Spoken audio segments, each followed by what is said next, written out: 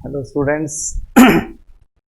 पिछले लेक्चर के अंदर मैंने आपको सिस्टम ऑफ इनइक्वालिटीज को ड्रॉ करना सिखाया था। किस तरह से उनका रीजन, कॉमन रीजन हमें फाइंड आउट करना है, कैसे हमें सॉल्यूशन ज्ञात करना है, उन पॉइंट्स को कैसे ज्ञात करना है जो पॉइंट्स सभी इनइक्वालिटीज को एक साथ सेटिस्फाई करें, ये हम सीख चुके हैं।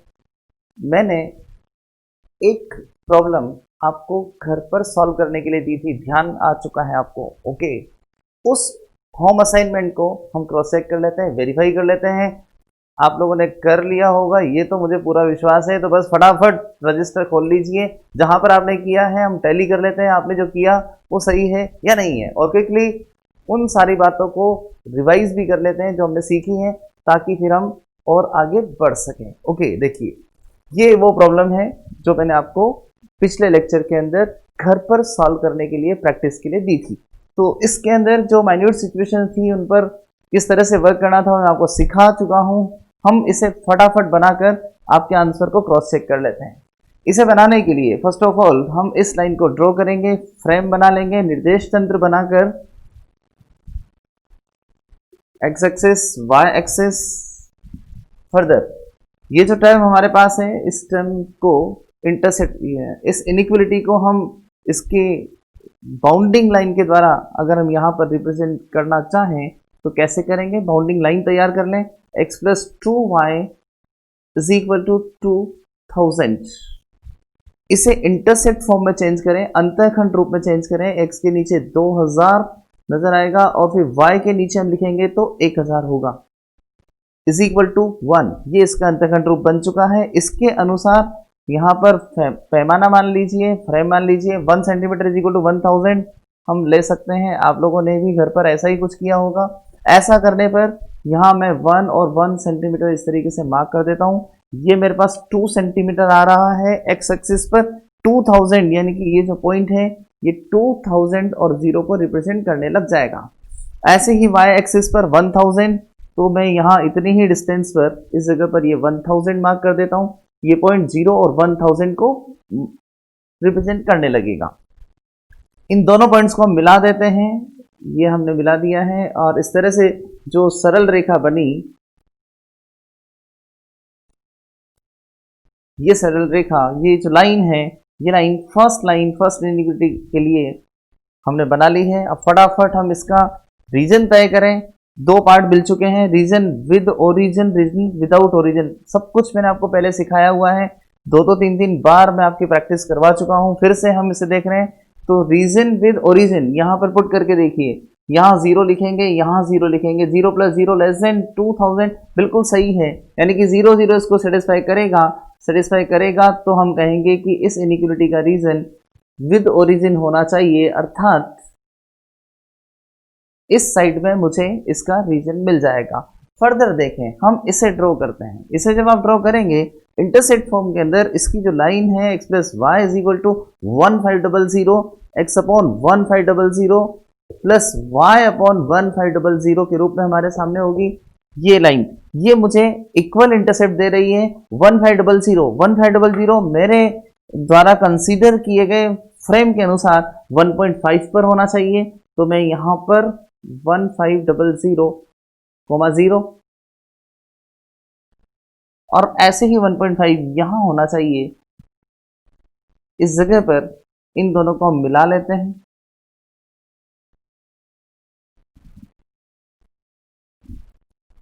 ये 1500, ओके, ये 01500, ये सिचुएशन। फिर देखते हैं कि ये इनइक्वालिटी रीजन विद ओरिजिन या रीजन विदाउट ओरिजिन। यहाँ 0 0 पुट करते हैं, 0 लेस देन 1500, ये ट्रू है, इसलिए ओरिजिन इसको सेटिस्फाई करेगा। तो फिर हम एरो ओरिजिन की तरफ मार्क करें, ओरिजिन की तरफ हम एरो मार्क करते हैं। अब बारी है थर्ड लाइन की। थर्ड लाइन मेरे पास y less than equal to 600। इसकी बाउंडिंग लाइन अगर आप तैयार करेंगे तो जो बाउंडिंग लाइन आपको मिलेगी वो होगी y इज इक्वल टू 600। गौर कीजिए, y is equal to 600 is a line parallel to the x axis. x अक्ष के समांतर एक रेखा है जो y अक्ष पर 600 इंटरसेप्ट काटते हुए ऊपर से निकल जाएगी। तो मैं अब यहाँ 600 मार्क करने वाला हूँ। 600 कहाँ मार्क होगा? देखो, ये मैंने 1000 लिया है। अगर इतनी डिस्टेंस 1000 है तो 600 यहाँ कहीं आना चाहिए। मेरी पिछले लेक्चर वाली बात को रिकॉल कीजिए, मैंने आपको बड़ी ही सावधानी पूर्वक डिसीजन लेने के लिए बोला था। तो जब मैं यहाँ 600 पर आ जाऊंगा, यहाँ 600 को देखूंगा, ये 600 और मैं एक्स एक्सिस के पैरेलल एक लाइन ड्रॉ करूंगा। यहां से जैसे ही मैं लाइन ड्रॉ करूंगा वैसे ही मुझे लगेगा कि ये लाइन इस इंटरसेक्शन पॉइंट के नजदीक से गुजर रही है। बस आपको मेरी बात याद आ जानी चाहिए। रिकॉल करें, मैंने आपसे कहा था कि यदि third line last two lines के इंटरसेक्शन पॉइंट के नजदीक से गुजरे तो फिर जल्दबाजी मत कीजिएगा, वरना गलती होने की संभावना बन जाएगी। बिल्कुल आपको ध्यान आ गया है। तो फिर ये भी ध्यान आ गया है कि मैंने सलाह क्या दी थी। आपको ध्यान आएगा, मैंने सलाह दी थी कि उस स्थिति में हमें इंटरसेक्शन पॉइंट फाइंड आउट कर लेना चाहिए ताकि हम डिसाइड कर सकें कि वो 600 वाली जो लाइन है वो इसके ऊपर से जाने वाली है या इसके नीचे से या इसमें से ही पास आउट हो जाने वाली है। ये बात हमें कोऑर्डिनेट ज्योमेट्री बताएगी। तो बस उसके अकॉर्डिंग हम यहाँ पर एक पॉइंट फाइंड आउट कर लेते हैं। यहाँ देखते हैं व्हाट इज द पॉइंट, क्या पॉइंट मुझे मिलेगा, इंटरसेक्शन पॉइंट मुझे निकालना है। उसके लिए इन दोनों लाइंस को, ये फर्स्ट लाइन ये सेकेंड लाइन, इन दोनों लाइंस का मुझे इंटरसेक्शन चाहिए। तो मुझे इन्हें सॉल्व करना होगा। मैंने यहाँ लिखा x + 2y = 2000 and x + y = 1500। ये मैंने लिख दिया है। इसे सब्ट्रैक्ट करें तो x, और जैसे आप सब्ट्रैक्ट करेंगे आपको y की जो वैल्यू मिल रही है वो वैल्यू 500 आ रही है, और ये y अगर 500 यहाँ रख दें तो x की वैल्यू हमारे पास 1000 आ रही है। इस तरह से जो पॉइंट आएगा ये 1000 और 500 ये हमें मिल जाएगा। अब देखिए ये जो पॉइंट हमें मिला इसमें y कोऑर्डिनेट 500 है। ध्यान दें, अगर ये 500 है तो ये जो हाइट है, इस इंटरसेक्शन पॉइंट की जो हाइट है वो 500 यूनिट होनी चाहिए। हमें जो नई लाइन ड्रॉ करनी थी वो 600 पर थी, यानी कि अब जो नई लाइन ड्रॉ होनी है वो इस पॉइंट के ऊपर से जानी चाहिए। हम इस लाइन के ऊपर से यहां से थर्ड लाइन को ड्रॉ करें। ध्यान दें, इसके ऊपर से लाइन चली जाएगी,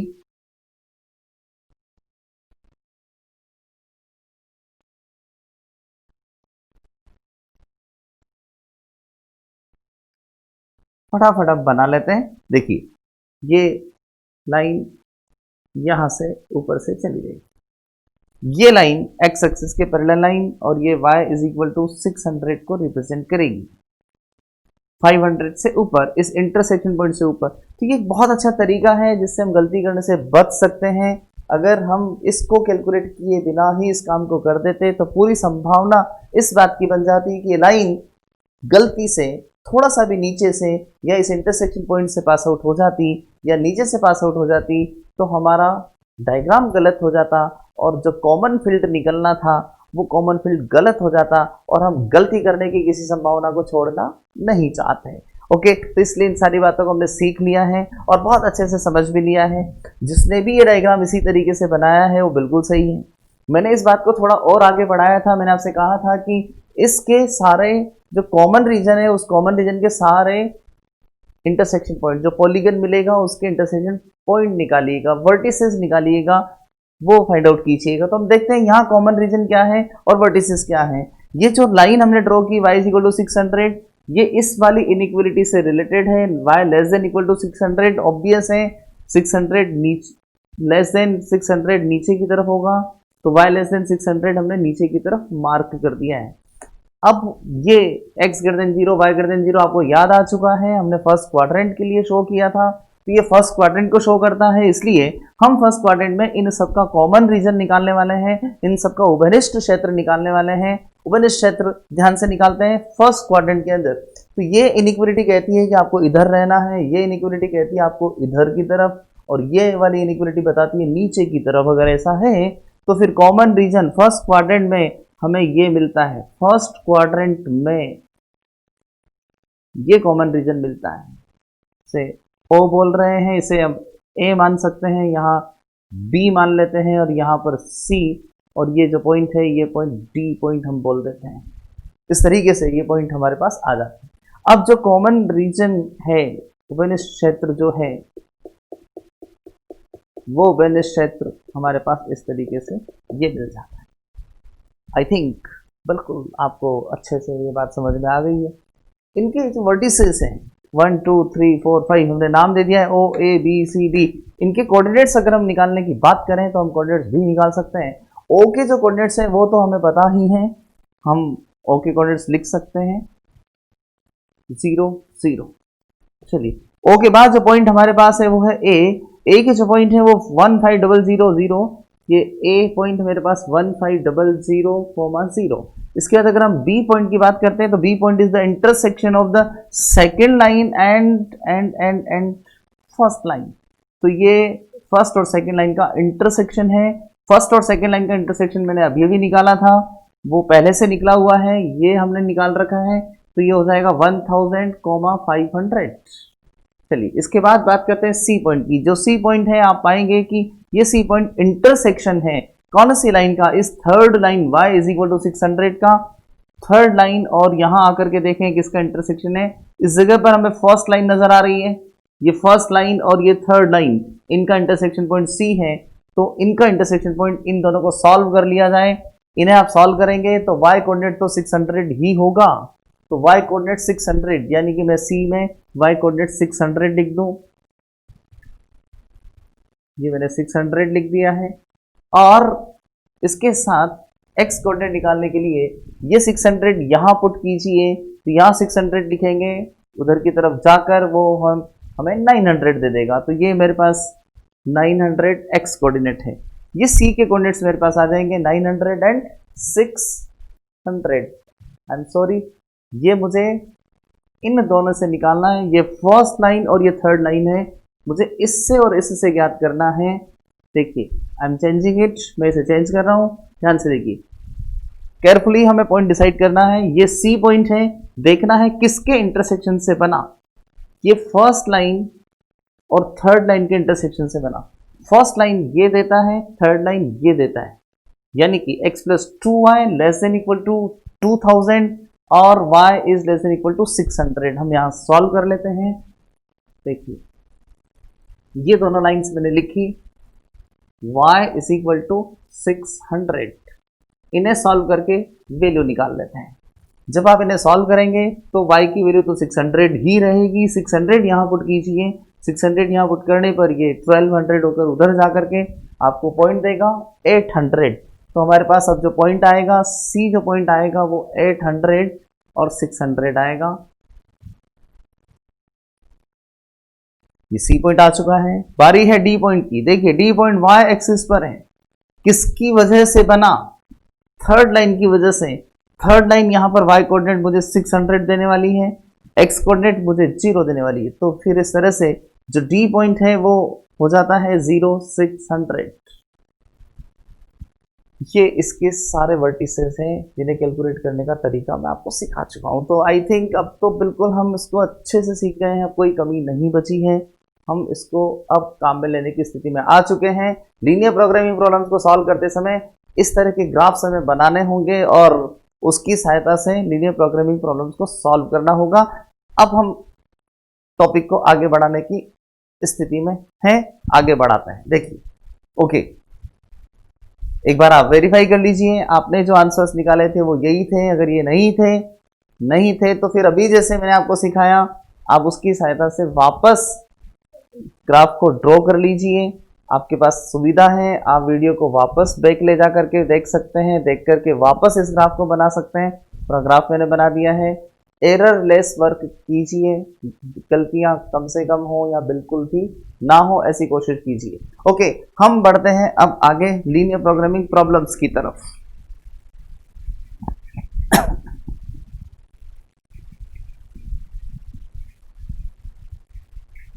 देखिए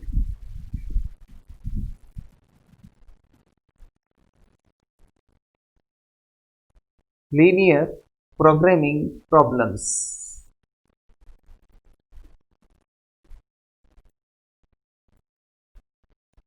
रैखिक प्रक्रमण समस्याएं।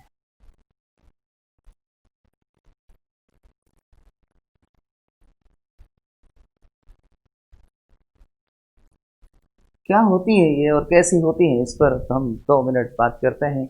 बड़ा ही इंटरेस्टिंग सब कुछ है, बहुत केयरफुली आप बस सुनते जाइए। देखिए रैखिक प्रक्रमण समस्याएं प्रक्रमण समस्या, प्रोग्रामिंग, प्रॉब्लम्स की इस तरह से प्रोग्रामिंग करनी है कि उन प्रॉब्लम्स को हम सॉल्व करें, सॉल्व करते वक्त जो हमें मैथमेटिकल रिलेशंस मिले वो रिलेशंस लीनियर हो।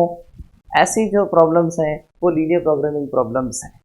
अब बात आएगी कि ये प्रोग्रामिंग क्या है, प्रक्रमण क्या है, ये युक्ति, ये टेक्निक क्या है।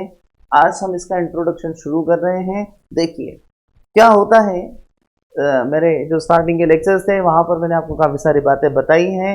इंडस्ट्रियल मैनेजमेंट सिस्टम या किसी भी तरह का कोई भी मैनेजमेंट सिस्टम हमारे सामने है तो उस मैनेजमेंट सिस्टम के अंदर संसाधन होते हैं, रिसोर्सेज होते हैं। रिसोर्सेज दो प्रकार के हैं, मैं पहले भी बता चुका हूँ, फिजिकल रिसोर्सेज और ह्यूमन रिसोर्सेज। तो ये जो रिसोर्सेज हैं, इन रिसोर्सेज का बेस्ट यूटिलाइजेशन करना हमारा मेन मोटिव होता है। हम चाहते हैं कि हमारे रिसोर्सेज का बेस्ट यूटिलाइजेशन हो और उस बेस्ट यूटिलाइजेशन के द्वारा हम हमारे टारगेट्स को अचीव करने की कोशिश करते हैं। सोचिए किसी भी बिजनेस में, किसी भी इंडस्ट्रियल मैनेजमेंट के अंदर टारगेट्स क्या हो सकते हैं, क्या हो सकते हैं टारगेट्स? दो तरह के टारगेट्स आपको नजर आएंगे। दो तरह के टारगेट्स कौन से? या तो वो कंपनी या वो इंडस्ट्री अपने प्रॉफिट को मैक्सिमाइज करना चाहेगी या फिर वो अपने एक्सपेंडिचर्स को, अपने लॉसेस को मिनिमाइज करना चाहेगी, कम से कम करना चाहेगी। प्रैक्टिकल बात है, प्रॉफिट को मैक्सिमाइज करना चाहते हैं और एक्सपेंडिचर को मिनिमाइज करना चाहते हैं। इसके विपरीत हम इस चीज को थोड़ा सा और अलग एस्पेक्ट में समझ सकते हैं। जब भी हम किन्हीं इस तरह की किसी प्रॉब्लम पर हम बात करते हैं तो वहां जो वेरिएबल्स हमें नजर आते हैं वो वेरिएबल्स आपको दो पार्ट्स में डिवाइडेड नजर आते हैं। एक वो वेरिएबल आपको नजर आएगा जो वेरिएबल फायदेमंद हो, एक वो वेरिएबल आपको नजर आएगा जो हानिकारक हो। जो हानिकारक है उसे हम हमेशा मिनिमाइज करना चाहेंगे और जो प्रॉफिटेबल चीजें हैं उनको हम हमेशा बढ़ाना चाहेंगे, मैक्सिमाइज करना चाहेंगे। ऐसा ही तो होता है। चलिए, हमारी रूटीन लाइफ में मैंने आपसे स्टार्टिंग में बोला था कि रूटीन लाइफ के अंदर हम एलपीपी काम में लेते रहते हैं, हमें कई बार पता भी नहीं चलता। एलपीपी किसी भी पार्ट से अछूती नहीं है। अक्सर हम भी ऐसा ही करते हैं, हम हमारी लाइफ में भी ऐसा ही कुछ करते हैं। हमें अगर प्रॉब्लम्स आती हैं तो उन प्रॉब्लम्स को मिनिमाइज करने की कोशिश करते हैं। हमारे जो कंफर्टनेस है, हमारी जो सुविधाएं हैं उनको हम हमेशा मैक्सिमाइज करने की कोशिश करते हैं। तो everywhere there are two terms, maximization and minimization, right. Mathematics में इन्हें नाम दे दिया गया है। जो वेरिएबल मैक्सिमाइज किया जाना है that is called profit variable, उसको नाम ही हमने क्या दे दिया, प्रॉफिट वेरिएबल। और जिसको हमें मिनिमाइज करने की कोशिश करनी है, कम करने की कोशिश करनी है, उसको हमने नाम क्या दे दिया, उससे हमने नाम दे दिया लॉस वेरिएबल। तो इस तरह से इस एलपीपी के अंदर वेरिएबल्स या जो भी फंक्शंस हम काम में लेंगे दो भागों में हम बांट देंगे, प्रॉफिट वेरिएबल और लॉस वेरिएबल के रूप में। फर्दर देखिए, अब बात आएगी संसाधनों का यूज करना। अब सोचिए कि मुझे किसी चीज को मैक्सिमाइज करना है, राइट। क्या मैं उसे मैक्सिमाइज करके इन्फिनिट पर पहुंचा सकता हूं? आप कहेंगे सर ऐसा कैसे होगा? कुछ भी, एनीथिंग। माना कि कोई कंपनी सोचे कि मुझे मेरे प्रॉफिट को मैक्सिमाइज करना है, क्या वो उसको मैक्सिमाइज करके इन्फिनिट पर पहुंचा सकती है? जस्ट इम्पॉसिबल, नहीं पहुंचा सकती। क्यों नहीं पहुंचा सकती है? Because there are some restrictions, वहां कुछ प्रतिबंध है, कुछ लिमिटेशंस हैं, जिस वजह से उसको मैक्सिमम करने के लेवल को कहीं ना कहीं पर रुकना होगा। जहां वो रुकेगा बस वही वो चीज मैक्सिमम है। किन परिस्थितियों के अंदर हम उसे कितना मैक्सिमम कर सकते हैं, दैट इज आवर टारगेट। ये हमारा टारगेट होता है। मैं कुछ अच्छे एग्जांपल्स आपको देने की कोशिश करता हूं ताकि आपको बात समझ में आए। फॉर एग्जांपल, कोई कंपनी जब वर्क करती है तो उसके पास किस तरह के प्रतिबंध हो सकते हैं? सोचिए, उसके पास प्रतिबंध हो सकते हैं, माना कि कंपनी में वर्कर्स हैं तो वर्कर्स के टाइम आवर्स कि वो कितने घंटे काम करेंगे, ये एक प्रतिबंध बन जाएगा, रेस्ट्रिक्शन बन जाएगा। प्रॉफिट को इंक्रीज करने के लिए जो प्लानिंग की जाएगी उस प्लानिंग के अंतर्गत ये वर्कर के जो टाइम लिमिट्स हैं ये एक रेस्ट्रिक्शन के रूप में निकल करके आएगी, एक प्रतिबंध के रूप में निकल करके आएगी। ऐसी कई चीजें हमें नजर आती हैं। सेम थिंग विद मिनिमाइजेशन, यही चीज मिनिमाइजेशन पर लागू होती है और यही चीज मैक्सिमाइजेशन पर लागू होती है। तो जब भी मिनिमाइजेशन या मैक्सिमाइजेशन दो वर्ड काम में आते हैं, उनके साथ हमेशा प्रतिबंध लगे हुए होते हैं, कुछ रेस्ट्रिक्शंस होते हैं। उन रेस्ट्रिक्शंस के अंतर्गत ही मैक्सिमाइजेशन या मिनिमाइजेशन करना होता है। मुझे किसी चीज को बढ़ाना है, पर कुछ तो प्रतिबंध मेरे पास है, मैं बढ़ाकर लेकर कहाँ जाऊंगा उसको, राइट। किसी चीज को मुझे कम करना है, लेकिन उसकी कुछ तो मेरे पास मिनिमम रिक्वायरमेंट है, कुछ तो मुझे मिनिमम पर लाना ही होगा। चलिए, तो इन्हें हम कई सारे और उदाहरणों से समझते हैं। देखिए, सपोज करें कि किसी कंपनी को अपने प्रोडक्ट की मार्केट की सेल को बढ़ाना है, राइट। अब सोचिए उसका टारगेट क्या होगा। आप कहेंगे सर वो मैक्सिमाइज करने की कोशिश करेगा। अरे भाई, मैक्सिमाइज करने की कोशिश करेगा तो वो कहीं ना कहीं वो रुकेगा। क्यों रुकेगा? क्योंकि उसके मैक्सिमाइजेशन को कुछ कंस्ट्रेंट्स रेस्ट्रिक्ट कर रहे होंगे, उसकी सेल को कुछ कंस्ट्रेंट्स रेस्ट्रिक्ट कर रहे होंगे। वो कंस्ट्रेंट्स क्या हो सकते हैं? वो कंस्ट्रेंट्स कई सारे हो सकते हैं, जैसे उसकी प्रोडक्शन कैपेसिटी, कि वो कितना प्रोडक्शन कर सकता है, राइट। उसकी इन्वेस्टमेंट की कैपेसिटी, कितना इन्वेस्टमेंट कर सकता है। उसकी स्टोरेज कैपेसिटी, कि वो प्रोडक्शन बना करके वो कितना स्टोर कर सकता है। ये सारे जो प्रतिबंध हैं वो उसके प्रॉफिट के मैक्सिमाइजेशन करने की प्रक्रिया को कहीं न कहीं पर रोक रहे होंगे। वो प्रॉफिट बढ़ाने की प्रक्रिया जहां लास्ट लिमिट पर जाकर के रुक जाएगी, हम कहेंगे कि भाई इतना ही मैक्सिमम प्रॉफिट पॉसिबल है। ये एक बहुत प्रैक्टिकल सी बात मैंने आपको बताने की कोशिश की है। चलिए, सपोज करें, एक बहुत ही छोटा सा एग्जांपल लेते हैं। मान लेते हैं कि कोई अनाज का व्यापारी है और वो अनाज खरीदता है, किसान से खरीदता है, आफ्टर दिन वो मार्केट में बेचता है। उसे पता है कि वो कितना अनाज स्टोर करने की क्षमता रखता है, राइट। लेकिन उसकी इच्छा है कि वो उन्हीं क्षमताओं के अंतर्गत अपने प्रॉफिट को मैक्सिमाइज करे, अपने प्रॉफिट को बढ़ाए। सोचिए वो क्या करेगा, क्या क्या सोच सकता है। प्रैक्टिकल चीजें सोचिए, आपकी लाइफ से, हमारी लाइफ से, सबकी लाइफ से जुड़ी हुई चीजें हैं। वो क्या क्या कर सकता है? वो पहले ये सोचेगा कि मैं यहाँ मेरे जो गोदाम में स्टोर करने की कैपेसिटी है, इस स्टोरेज कैपेसिटी का यूज कर लूँ बेहतरीन तरीके से, राइट।